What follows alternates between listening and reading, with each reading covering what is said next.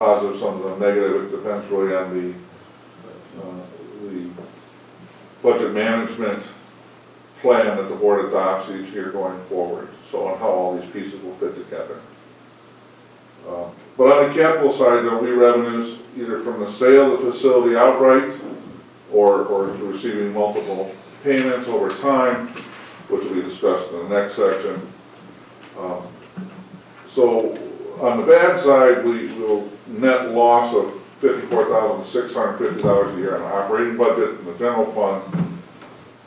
However, I would anticipate that there's going to be a significant positive revenue in stream for the site acquisition from the North Shore Fire Department. And that's all subject to negotiation in terms of this body.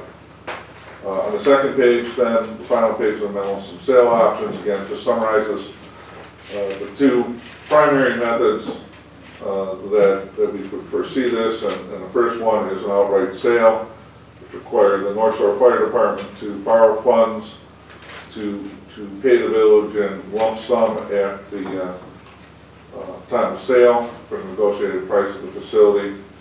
The other option would be for the village to finance the sale of this property and negotiate terms directly with the North Shore Fire Department. This would in effect be the village holding a note obligating the North Shore Fire Department to pay the village for the sale price and under whatever terms are negotiated for that facility acquisition. Typically, that would envision a stream of 15, 20 annual payments to cover the cost of that facility acquisition and any interest that the village might negotiate as part of being willing to finance that sale. And where do those payments go? Are they different than if we had a lump sum? My assertion would be, since it's a sale of a capital asset of the village, that it would be most beneficial and most appropriate to be in the capital projects fund. It also would work to the village's advantage as far as preserving some latitude, particularly with regard to expenditure restraint, and the fact that once we transfer funds out of the general fund for anything but debt service, it creates some administrative challenges. So I think consistent with the sale of an asset, putting these funds into the capital project funds reserves would serve both of those purposes. So there's pros and cons of either option here. Do you have a thought and recommendation of which one would be most beneficial to the village? It probably depends on the negotiation. Well, I think that's true.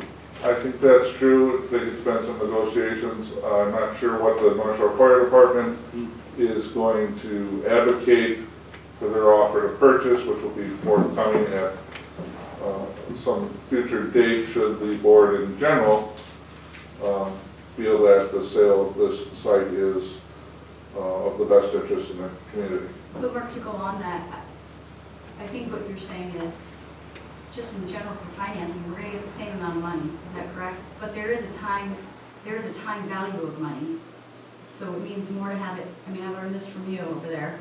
I can't see you, but I remember what you're talking about. I'm over here. So, so just to be out, just to have everyone that if you had to make a recommendation regardless of this sale, is it true that getting it in a lump sum is more advantageous because of the time value of money rather than spreading it out? You can take care of that.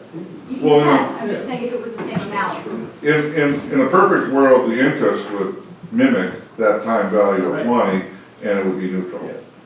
But obviously, you never can say 10, 15 years from now. So they're basically equal. They're equal in benefits and negatives to the village of either method.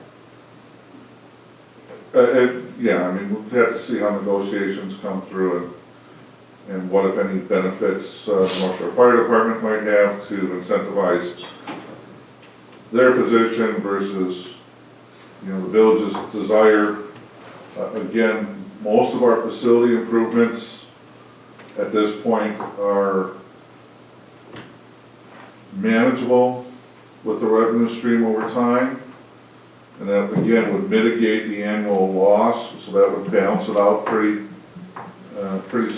smoothly over a longer period of time. And the big gap per se of a 1-year hit or a 2-year hit would be mitigated over a much longer period of time. But cash in the pocket's a nice thing too, so. I guess if they finance it to give us a lump sum, then in turn, we're paying the debt service, we're assuming part of the debt service as part of our membership of the, We're 17.5% of that Of that. membership. right, so how would you figure out, I guess that would be part of the negotiation, is trying to determine which would be a better. Well, I think we can have a lot more of those discussions maybe in closed session. Can I? Oh, then you can go to the next step and then I'll ask. Oh, well, if there are no further questions relative to the memo, that would conclude the educational portion of this portion. And so then we would be going to item 7, which would be items removed from the consent agenda. There were none. So we would proceed on to number 8. I move to go into closed session pursuant to Wisconsin statute 1985, sub E, deliberating and negotiating the purchase of public properties, investing in public funds, for conducting other specified public business whenever competitive bargaining reasons require a closed session. Discuss possible sale of the village's fire station. Second. Yeah. I do have just a question. Should we have to state like, what we're reviewing, like if we received information, You state the motion.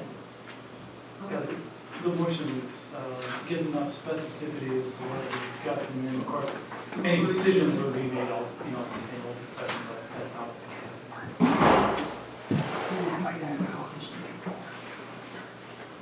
Okay, we have a motion second on the closed session. Your roll call vote.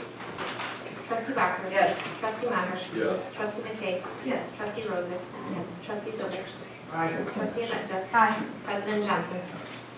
Okay. Okay, we're in closed session. Here's my question, just I do. maybe you can answer it.